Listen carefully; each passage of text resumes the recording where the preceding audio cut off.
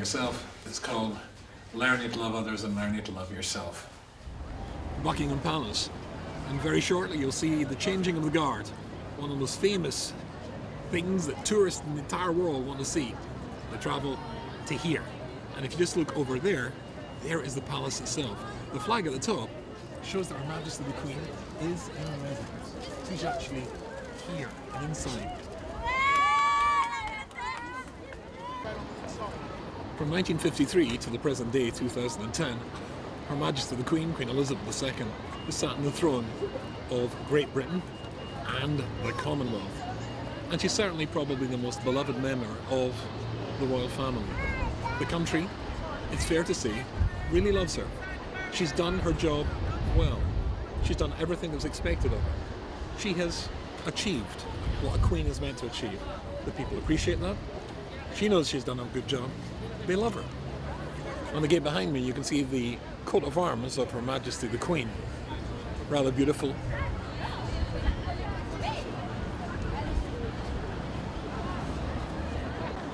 And if, like the Queen, you have achieved everything that you're meant to achieve, then that's the greatest blessing that you could possibly have in your life. Sometimes when I'm signing my books, I write, you should have a life of achievement. Because if you have a life of achievement, it means you've fulfilled your potential. And when you feel that, then you feel good about yourself. People appreciate you. You appreciate yourself. You can learn to love yourself.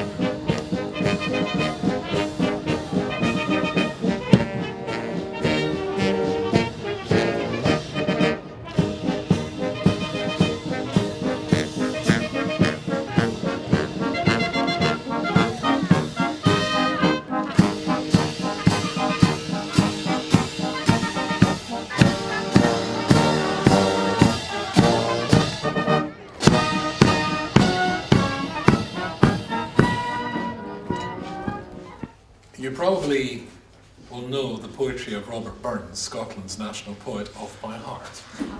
Yes? And if I was to say to you the following, I'm sure you would find the translation. Would you like it in Scots or in English? Scots, and then I'll translate, okay. So the poem goes like this, or rather the statement of Burns goes like this. Wad some poor the gift to gie us to see ourselves as others see us, which in translation goes, if only some power existed which would allow us to see ourselves the way that other people see us. How would you like that? I remember once, many years ago, there was a kosher hotel in Bournemouth, and I was there over a weekend, and one of my great teachers, by coincidence, somebody called Rabbi Miller of Gateshead, was there too, and I got the opportunity to monopolize him Shabbat morning at breakfast. So I was sitting there asking him all sorts of questions, and somebody came in who was from Glasgow like myself, and sat down beside us, and he quoted this poem. I don't know why, but he quoted this poem. And after it had been translated for Rabbi Miller, we both discussed our reaction to this statement. If only some power had the gift to give us to see ourselves as others see us. And I don't know how you would feel about that, to be able to see yourself the way that other people see you. I said it would be terrible. Rabbi Miller said it would be terrible. Now, the reason I said it would be terrible was totally different to his. I said it would be terrible because I don't want to see myself the way that other people see me. I'm quite happy when I come into a room if people smile in my general direction and I get the impression that really they have a high opinion of me, and I'm a wee bit suspicious that maybe they don't, and if they don't, I'd rather not hear about it. Rabbi Miller said it would be a terrible thing, but his reasoning was totally different. He said, when I walk into a room, said Rabbi Miller, people stand up for me. And as you know, when a rabbi comes into a room, we've got this custom to stand up as a sign of respect. Said Rabbi Miller, if I saw myself the way that they see me, I would believe that I am worthy of being stood up for. And I know that's not true. And therefore, I wouldn't like to see myself the way that they see me. It would be a total corruption of reality. It's interesting. There is a beautiful essay by Rabbi Dessler, who was Rabbi Miller, incidentally, his great teacher. And the essay is in volume 1 of Michta Mediahu, and it's page 99. It's a very, very challenging essay. It's a challenging essay for all of us. And the title of the essay is Hamoshel v'hanimshel. Hamoshel v'hanimshel. Now, does anybody want to translate the word moshel? What's a moshel? Sorry? Well, you say a parable. A parable. It's a story, an illustrative story. What's the nimshel? The nimshel is the point being illustrated.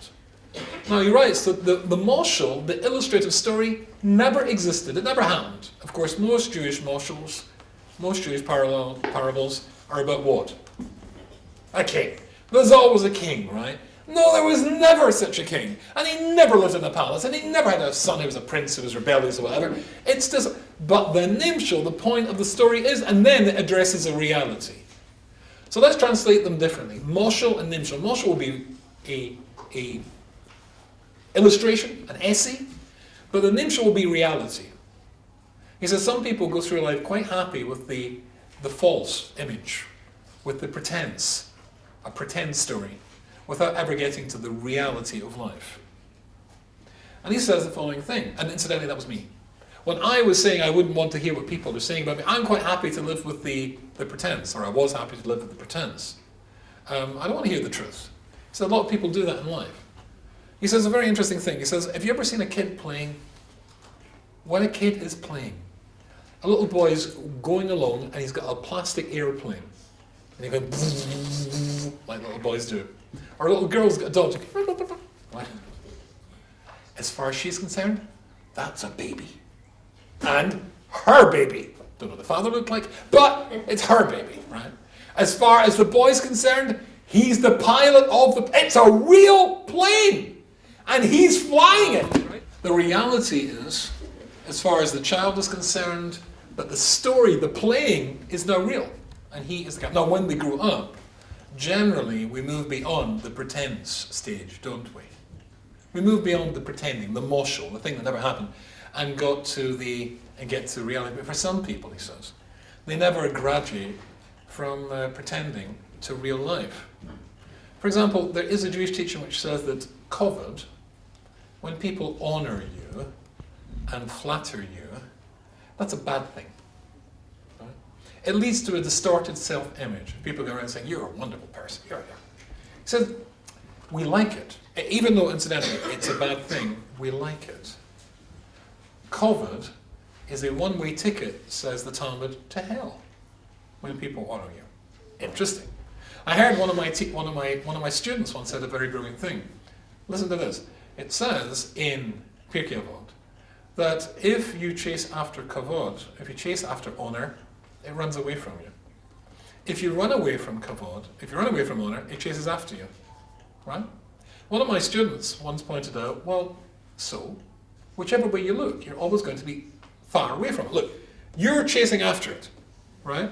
It's running away from you. How far away from it are you? There, right? You're running away from it. It's chasing after you. How far away from you are you from it? Same distance. So it doesn't make any difference which way around. Then she said something brilliant. Yeah, but when you get old, you slow down. So if you've been chasing after honor all your life, it gets further and further away from you. If you've been running away from it all your life, it catches you up. Right? But some people chase after honor, and they want honor. Surely the fact that you are worthy of honor is more important than whether or not people chase after you to give it to you. But we like the idea of it. And I'll read this a little bit to you as well. There are some people who desire, desperately need, pretense, moshels, non-reality in their life, much more intensely even than that. People who acquire kavod because they're rich.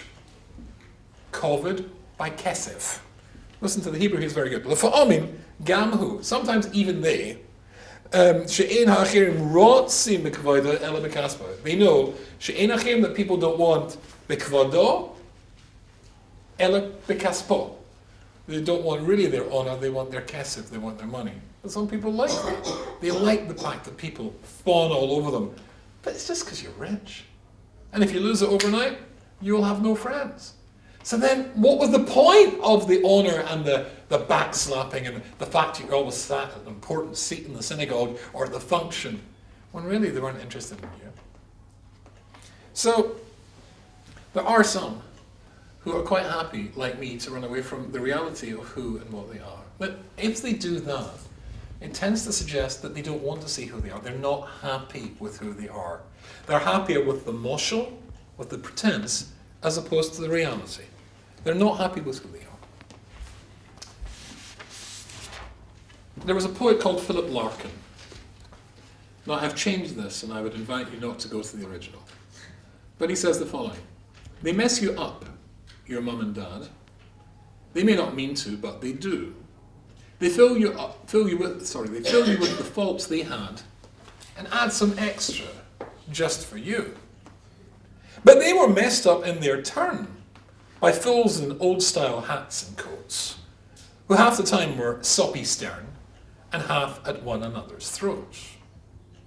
Man hands on misery to man, it deepens like a coastal shelf. Get out as early as you can, and don't have any kids yourself. Now, I think this is a particularly disturbing poem from a particularly disturbing poet, and indeed, after he died, just the same, we're on the subject of Philip Larkin, they discovered his letters that he was an extremely unpleasant piece of work. He hated women, he was a misogynist, he hated people who were of a different racial group, he didn't like Jews. Somebody wrote about him, he was a casual, habitual racist, and an easy misogynist. He found it easy to dislike women. And somebody in his defence wrote, during his life, Philip Larkin was celebrated as England's greatest living poet. Notice not Scotland's greatest living poet. When he died, his diaries were found to contain many anti-Semitic remarks, which was a minor scandal in the literary world at the time. Well, anti-Semitism is always a minor scandal, if it's a scandal at all. Quite fashionable these days. Since then, many Larkin biographers have defended him, saying that it wasn't that he didn't like Jews specifically, he hated everyone equally. But here we have a non-Jewish idea, a non-Jewish perspective, which couldn't be further away from a Jewish perspective. Remember, but they were messed up in their turn by fools in old-style hats and coats. Man hands on misery to man. It deepens like a coastal shelf. We don't think so, that. The Mishnah invites you to say about yourself every day, Bishvili nivra ha'olam. The world was worth creating because of me. Because of me. And more than that, me? Yes, you. Every single one of us can say that every day. The world was worthy of you. It's not that don't have any kids yourself, your life's such a misery, just forget the whole thing. Not at all! We think that you should value yourself. We think that you should think that you're important. In fact, we think that you should think that you're crucial, because you are. And the Talmud points out, if you see an army of 600,000 or 60,000 soldiers. Now, a soldier by definition moves the same as other soldiers. They dress the same. They walk the same. If you see a large group of Jewish soldiers, there's a special blessing you have to make. Does anybody know this blessing? Baruch Chochem Harazim. Baruch atah Hashem, blessed are you, God. Baruch Chochem Harazim, who knows the secret. What's the secret? The secret is the individual who is in that group of soldiers dressing the same, looking the same, marching the same. They're not the same. Even though they look the same, they are not the same. Because everybody is unique and everybody is individual and everybody can say, Bishvili hanivra ha'olam, the world was created because of me. You're important. And even identical twins are not identical. Identical twins are unique. They're very close, but they're not identical. The term is a misnomer. They're individuals, they have different experiences, and they may be very close, but even identical twins are different. So our position is, you're special, you're important. And if you don't realize it about yourself, if you don't love yourself, you're going to find it very, very difficult to love other people too. More than that, as I'll show you very shortly, if you don't love yourself, you'll find it impossible to love other people. And I'll show that to you very soon. There's another Rabbi Dessler, and Rabbi Dessler emphasizes this point when he discusses the flags that the Jewish people were told to display, which designated each and every single shevet, every single and different tribe of the Jewish people. And on the tribes' banners, there was a device, there was a symbol which designated that tribe. Yehuda was a lion, etc., etc. Each of the tribes had their own symbol. The symbol, incidentally, was an echo of the blessing which their father Yaakov had given to them on his deathbed. And we'll come back to that too. And says Rabbi Dessler, what is this whole idea about having flags? A very interesting thing. He says there's a Hebrew word called seder. Can anybody translate for me the word seder? Order, correct, order. He says there is order for order's sake. He discusses three types of seder. Order for order's sake. Now if you went to Buckingham Palace, which incidentally I was at today, the tea was lovely, and you witnessed the changing of the guards, which we did today, you will notice that you'll know that to get into one of the guards regiments, it's not just any old soldier that can get into a guards regiment, they are the elite of the British Army. There are 4 guards regiments. They are the Irish, the Welsh, the Coldstream, and of course the best, the Scots Guards. And they wear these big furry hats, and they wear the red tunics. You can tell incidentally which guards regiment it is by the arrangement of the gold buttons. And you have to be 6 foot as a minimum height to get into the guards units. They move perfectly, impeccably.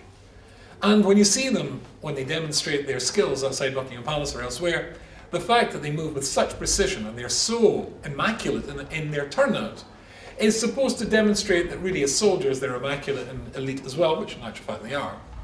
That Rabbi Dessler designates as seder for seder's sake, order for order's sake. He says there's another sort of order. He says the sort of order you find if you go into a library. Let's say you go to a library, a good Jewish library, and you go to the library and say, you're looking for a book by Rabbi YY Rubinstein, you say. Which one, he says? Dancing Through Time, That's Life, On the Derech. His new one, On the Derech, you say. Well, they look up the catalogue and they say it's in row 12 and shelf A and whatever it is. And you go there and it's not there. Hardly a surprise, right? It's not there. Somebody has taken it out and not put it back. Imagine your disappointment and how many boxes of Kleenex are you going to go through. But you can't get that book, but maybe you get the other 2. Or the rest of the library's books are available to you. In this case, the seder, the order of the books in the library, are not affected by the loss of one. Does that make sense? You can't get that book, but all the other books are available. And then there's a third sort of Seder. That sort of Seder is the sort of Seder you find underneath the front of the bonnet, the hood of a car. You open the hood, you look inside, and there is the engine. Something has gone wrong. And if you're Jewish, there are only 2 or 3 letters that come into your mind. In this country, actually it's interesting, the same in America, it's AA. In America, it's AAA, right? But you just go, AA, because it always, you're Jewish, and it's, ugh, what's that? Okay? Non-Jewish people are skilled at this and know how to repair cars. Jews just generally have panic attacks. But if you look inside the engine, or you open the car and you look inside, then what you've got is the engine. But it's not just the engine, there's the carburetor, and there's the distributor, and there's the dynamo, and all that sort of thing. And all of it goes to make the car move. And if one part is missing, then nothing happens.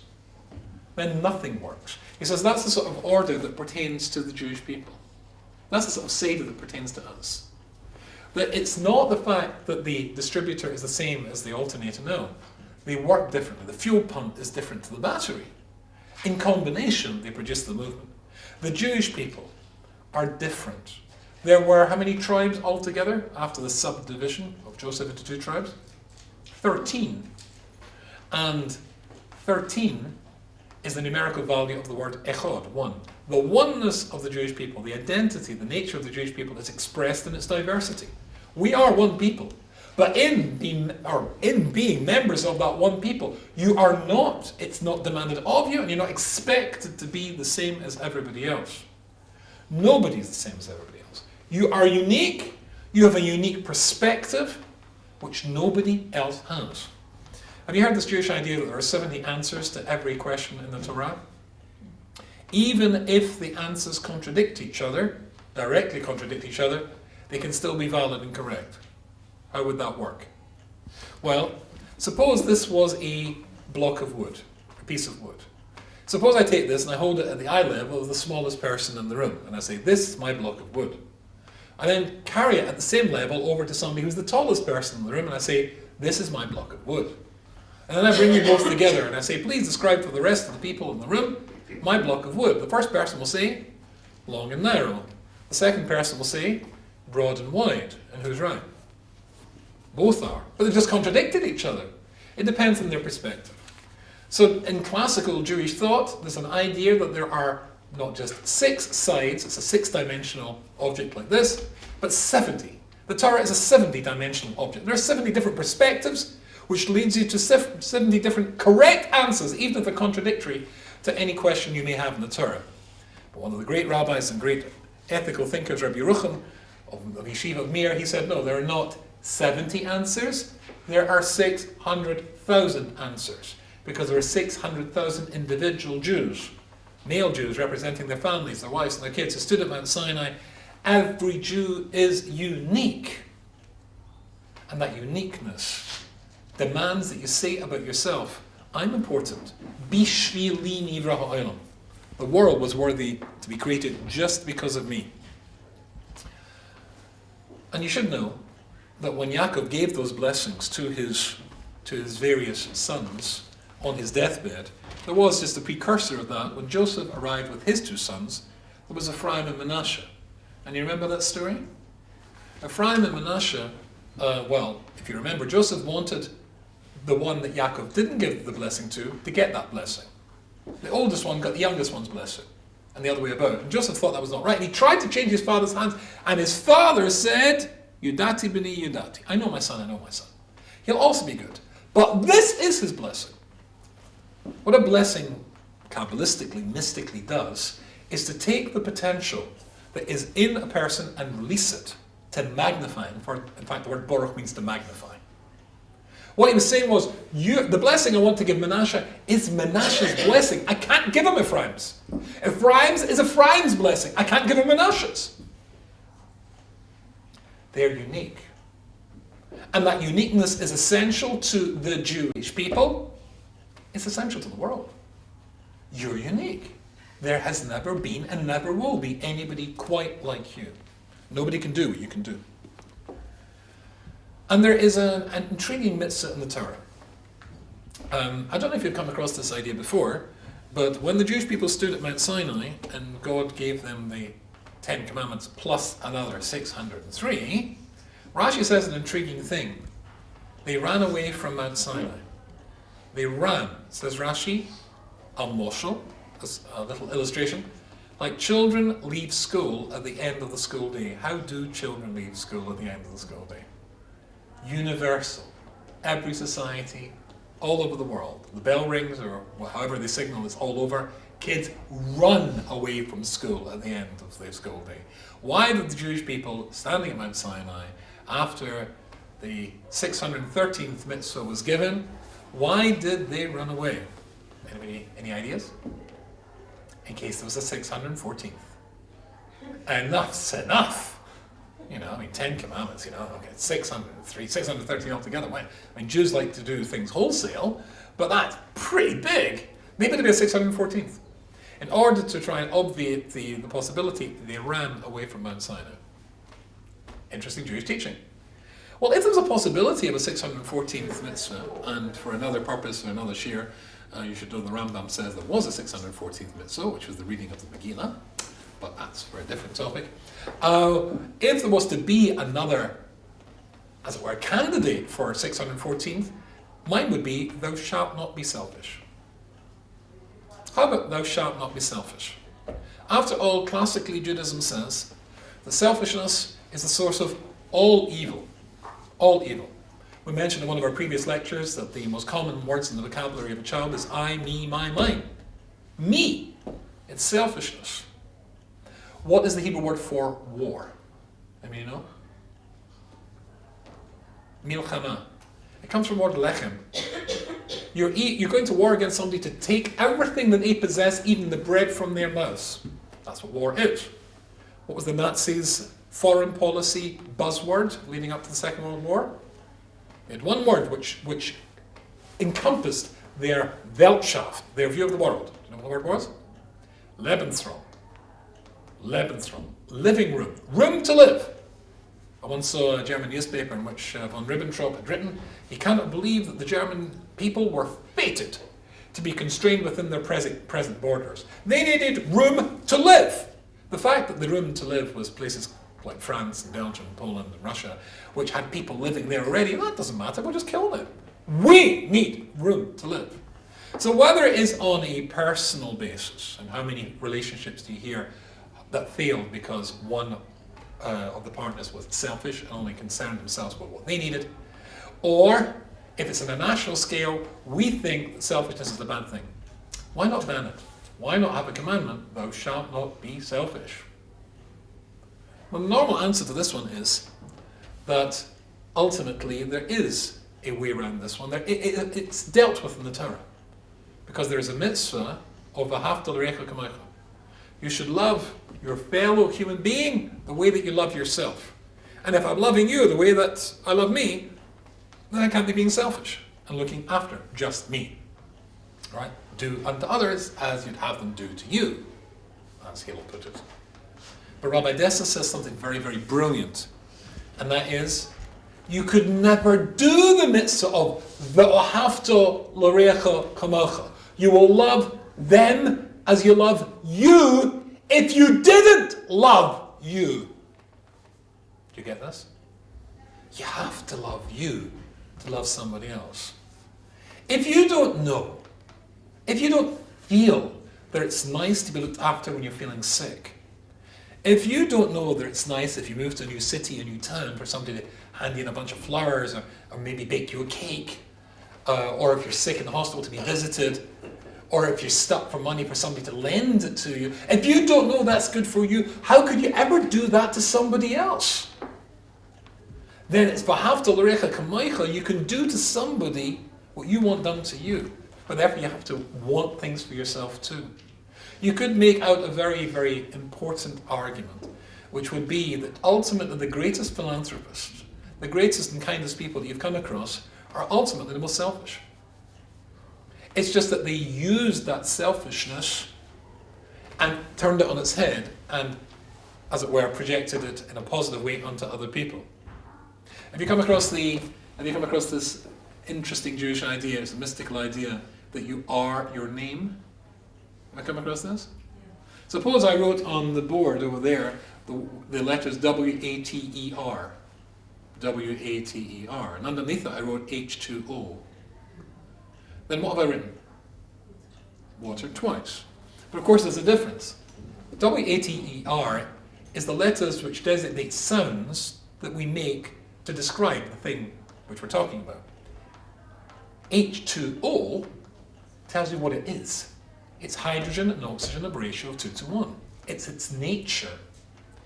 That means to say that ultimately, when you are about to be born, or when you're about to be a parent, then we say that in heaven, they suggest to you, no matter how much effort you go to choose the name for your kid, and maybe it's somebody in the family, etc., but they suggest a name to you which designates the nature of that person.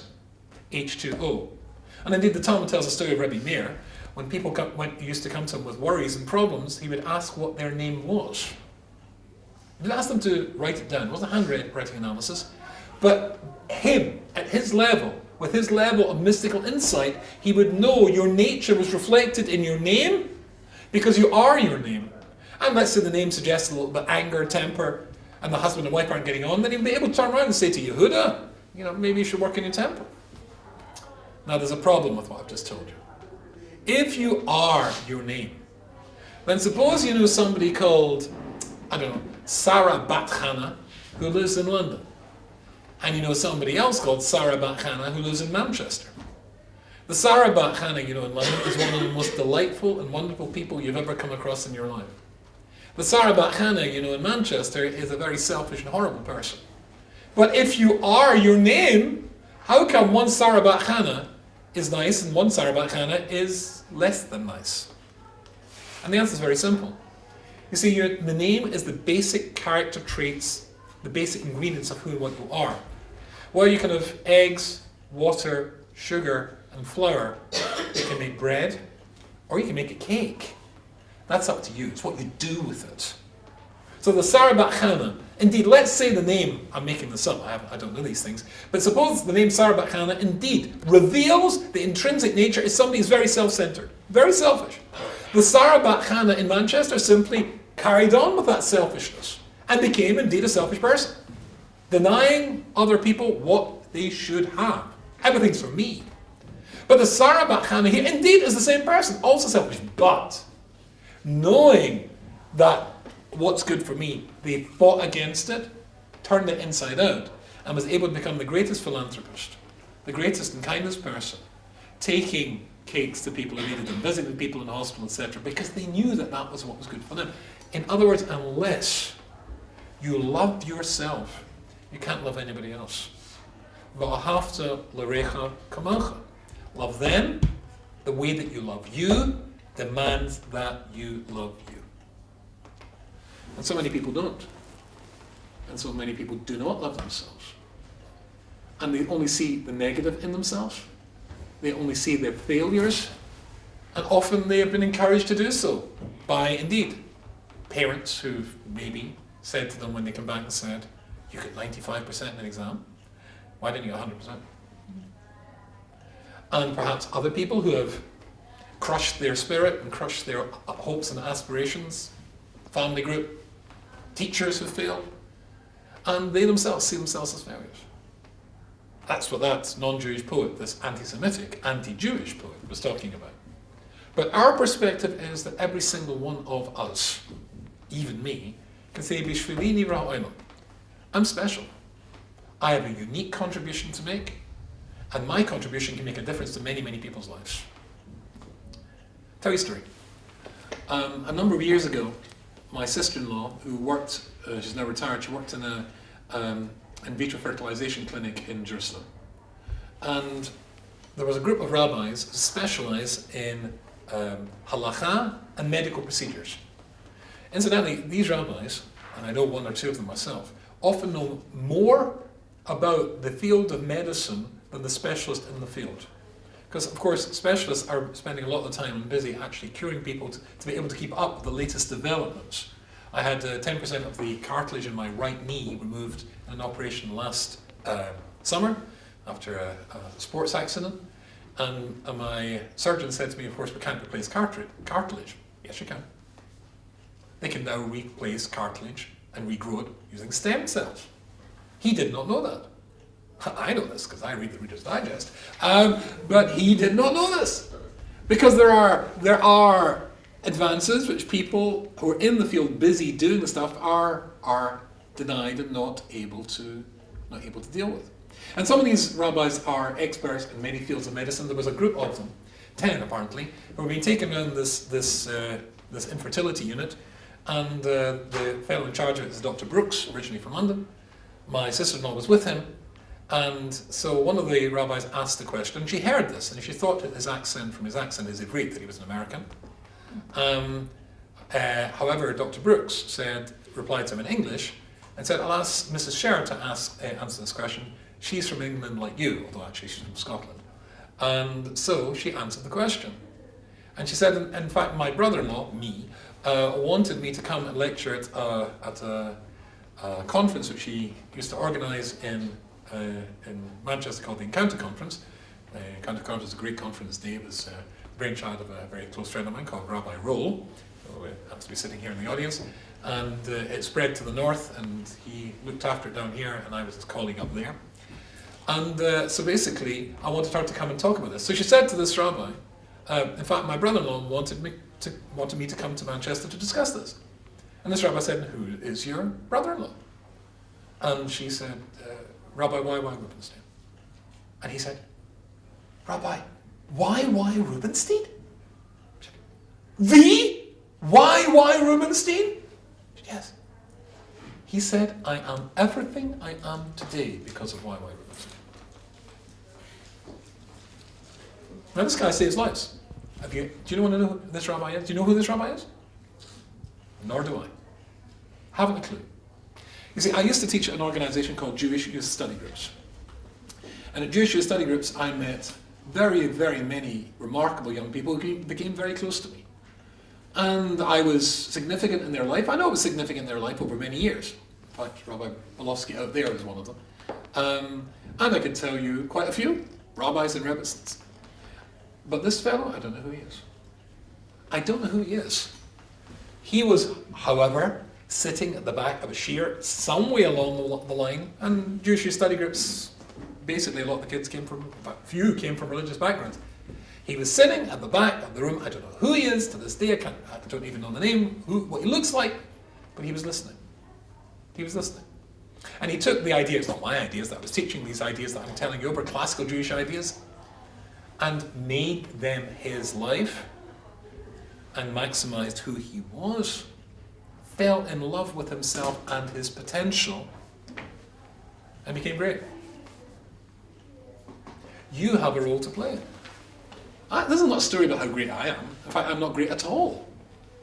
But it's just that I happen to be there and saying a Jewish idea and somebody was receptive to it because you're important.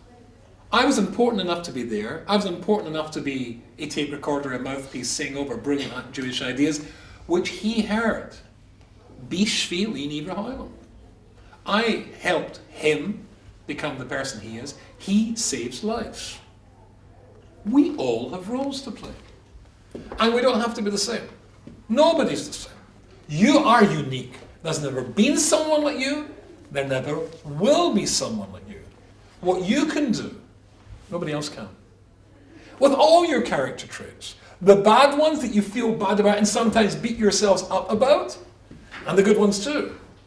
And here's another classic Jewish idea. There is no such thing as a bad character trait. No such thing as a bad character trait. Do you have any bad character traits? Name a bad character trait for me. Give me one. Well, you could say selfishness, but we already proved that if you weren't selfish, how could you love somebody else? Anger? That's a terrible thing. Anger is a terrible thing. Sometimes. In fact, most times. But other times when you should be angry? Oh, yes. You should be angry about pedophiles. You should be angry about men who beat up their wives. There are a lot, and you could be angry about people who sell drugs to kids, and there are people who do this. There are things to be angry about. Suppose you were bloodthirsty, a little bit sadistic. Is that a bad character trait? Not if you want to become a doctor. Not if you want to become a surgeon. I would find it very difficult to stick a needle or a knife into somebody's flesh and start cutting. They don't. It's a question of what you do with the character trait, the you that you are. What do you do with the basic and unique combination, chemistry, symphony of different parts that go to make up the unique you? There is no such thing as a bad character trait. It's what you do with it. Just the exact same way as the name designates who you are, the ingredients are there. Now what am I going to do with those ingredients? Then who you are, whether the positive or the negative character traits. Being a murderer? Well, you could be a soldier. Is that being a murderer? Ah, well, that's a very good point. No, I could deal with being a killer, right? There are sometimes, nobody should kill. You're quite right, but you are allowed to kill in Jewish law if somebody threatens lives. Somebody threatens your life, you're allowed to kill them. If somebody was threatening your life, I should kill him. This is the halakha of a rodef. Somebody is chasing after you with a knife, I have to kill him. I would not find it very easy to kill somebody. But I have to. If I was a Jewish soldier and I was protecting Jewish lives, I have to be a killer at that moment. You're right. Our designation of a murderer is somebody who kills unjustifiably. So that would be wrong. That would be, but the basic ingredients that allows somebody to be a killer or a murderer is basically the same. Right? The basic ingredient that stops a surgeon from being a slasher is that he's saving life as opposed to somebody who's trying to take life or damage life. It's a question of what you're doing with it, okay? That's to say that the basic nature that allowed me to take a knife and become, I do come from Glasgow incidentally, and either become a thug or become a great surgeon is basically the same mindset. It's what did I do with it? So don't beat yourself up because you've got bad character traits. We all have. It's a question of how do we devote our development of those character traits, turning them into well-directed character traits that help and solve other people, solve other people's problems, and sometimes save lives. And this horrible man over here, he says, just give the whole thing up. Never give the whole thing up. Because you're too precious. What we say, what the Torah says, what God says is, it was worth it for you. Just you. It would have been, in my eyes, worth making all of this, all these millions of stars, and all these planets, and all these gazillions of planets, just for you. Now, God isn't stupid. If He believes in you, you've got to start believing in yourself. And you've got to start, as we said in one of the previous lectures, making you the best you that you can be. And the more that you feel yourself to be the best you, and the more that you feel that you're achieving, the more you will be able to help other people as well. Because the more you start to fall in love with yourself and recognize the greatness that you are and have, then the more you're able to liberate the greatness and the wonderful things that other people have as well. When you start to love you, you start to love other people too. If there are any questions. Hello. Hi. So how would you balance Bishvalini Rahalam with humility, like striving to be humble? Excellent question. There is a song, an American country and western song, "Oh Lord, it's hard to be perfect when you're humble, when you're perfect in every way," right? I get better looking each day, and so it's actually quite a funny, it's quite a funny song. You have to understand what the word humility means, as far as the Torah is concerned. And here there's a very interesting and important idea too. Humility does not mean to say that you go to, for example, give you an example. Somebody comes to me and says, "Rabbi YY, could you give a lecture in our synagogue next week?" And I say, "Me? A lecture? To people? Right? That's rubbish. That's total rubbish." Now, some people are very surprised to learn that I always become extremely nervous before I talk to a group. You do it all the time. I remember my late wife saying to somebody who said, "Your husband's such a natural." And she said, "If you knew how much work he puts into being a natural." Right? But for me to tell her and say, "I can't do this," that's a lie. I know I can. I know I can because people pay me large amounts of money to do that. And that's the clearest proof, right? So if you have been given a gift, right? If you've been given a gift and a talent and you deny it, me, I can't do that. You are doing something which is completely false. It's a lie. You're lying to God and you're denying God what He gave you. You're not allowed to do that. So therefore, where is humility here? Humility does not mean, as far as Judaism is concerned, you deny the talents you have. Who was the greatest and most humble man who ever lived? Moses. The verse says this about him. Vaha'ish Moshe, and the man Moses was the humblest man who ever lived. Who wrote that? Moses. And I was the humblest man. Does that sound crazy? Not at all. That's not crazy at all. Moses knows his talents. And where is his humility? And I saw in a beautiful Jewish work that he said, if Moses came in here now, his humility is seeing in you and in me things that he doesn't possess, gifts that he doesn't have. That's his humility. It doesn't mean to say, humility doesn't mean to say that you deny what you have. You deny your talents. You deny your gifts. I mean, it sounds strange to say, I've got a nice singing voice. Actually, I do. I wasn't trained with it. God gave it to me. But I'm hopeless at mathematics. I'm often in awe of people who are mathematically talented. Just my daughter married a sweet young man about 8 months ago. His father and I were in yeshiva together, and he's got a master's in maths. I'm scared of the guy. How do you do that? It means that humility means seeing in other people talents that you don't have, but not denying your own talents. And that allows you to remain humble. Here, I'll give you a beautiful idea. Of course, to pursue this a little bit further, the three fathers of the Jewish people, Avram, Yitzchak, and Yaakov, each had a quality, a special character trait which they developed and allowed them to maximize their potential. So Avram was what? Mr. What? Chesed, kindness, philanthropy. Yitzchak, his approach was fear of God. Yaakov was emes, truth. Okay. And as we said before, Moses, he was humility. Here's an interesting question. What about a fellow called Noach? The verse says that Noach was a tzaddik b'doroso, a saint in his generation. What was his character trait? What was his character trait? The answer? Humility, like Moses. Now there's a problem. The problem is, of course, because you see, Moses could turn around and see you and I and see gifts that we have, qualities that we possess, that he didn't have, and that would allow him, therefore, to be humble. But Noah couldn't. Because God said to Noah, your generation is so evil, I have to wipe them out. There is nobody good in your generation. So therefore, how did he maintain this balance to keep that humility? Do you get this idea? And somebody called the Satmar Rav, in his book Divrei Yoel, he says something which is brilliant. How does the Seder start off? Eli Todas Noach. These are the generations of Noach.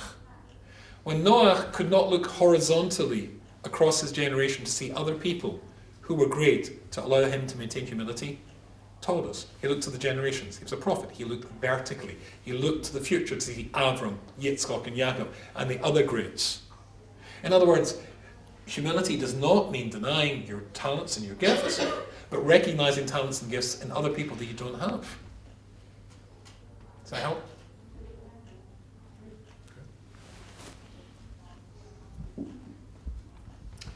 Yes. Just a little question, actually. I was just wondering about the idea of, obviously I've heard before about you are your name, and I can see that works in Judaism and dare I say Islam, and dare I say other cultures that translate names to a meaning. Yeah. But what if you've just got a good old first name that's a good old Christian name and not a Hebrew name? George. Well, I'm Emma, but I don't have a Hebrew name, which is never given to me for some odd reason. Oh, really? So, yeah, I don't know why. And in fact, there's somebody I know very well. I won't even tell you her name, but basically, she had exactly your situation. She went to Reb Matasiel Solomon, one of the greats of the generation. They said, well, we'll choose a new name for you. And simply the next time her husband got an aliyah in shul, or anybody would get an aliyah in shul, he would make a mishaberich, a blessing for, let's say, Emma becomes, what would you like to be, Rivka? And then that would be you. Then that would be you. It's just funny because I've asked, not that I'm sure sure you are right, but it's just weird because I've asked 3 people over the course of. I would never years. argue. I'm only arguing in somebody else's name because I know Yeah. that. And I've actually heard this from other people as well. I mean, there's no shortage of people, particularly in the United States of America, who have not been given Hebrew I don't names. think there's particular circumstances that they might have just thought you shouldn't. No, not at all. It might. The circumstances is that you, in your, for some peculiar reason, how the mystical cogs and wheels are turning in heaven, I'm not sure, but it means that later on, you, for some reason, have to be the architect of your own choice for your name. But incidentally, it will be the right choice. They will suggest it. You should go to somebody seriously and discuss it with them. Find out who your rabbi is, but somebody good, and discuss. Have a couple of names, and sit down and say whatever, and get a blessing that name works for you, and that's your name. Rabbi, it's interesting you said that because I had in my heart and in my head a name. And I did speak to one rabbi who looked at when I was born, etc. in the Jewish calendar, and he said the exact name that was in my head. Okay, well there you So are. isn't that fine? So if that works, that's fine. And then you simply, that becomes your name. And simply get some, I don't know if you're married, you get your husband accepted as a blessing, or somebody, your rabbi, to make a mishaberach for you. And that's your name. And that's your name. Thank you. Thank you very much indeed.